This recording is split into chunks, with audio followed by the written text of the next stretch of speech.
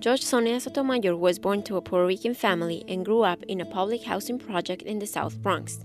Her father was a factory worker with a third-grade education and died when she was 9 years old. Her mother raised Sotomayor while working as a nurse. I was impressed at how she had overcome adversity.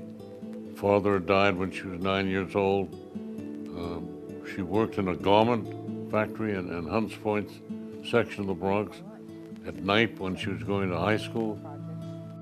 Somebody grows up in one of the projects,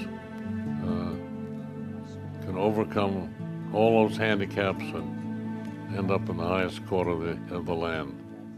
I think it's a great day for the United States.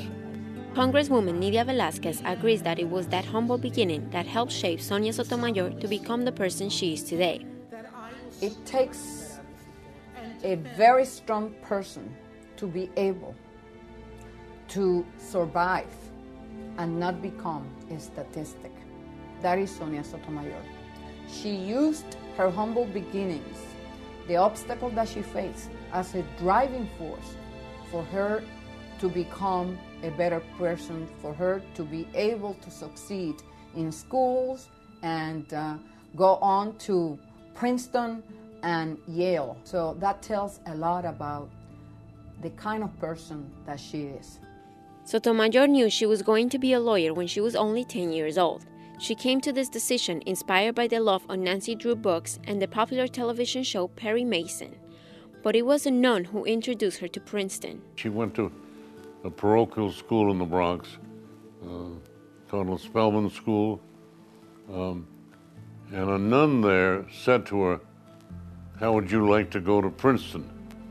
And she said, "What is Princeton?" And the nun explained to her it was a university in New Jersey. And she said, "Well, I'd like to go if you think it'd be good for me." And the nun told her it would be. So she went to Princeton.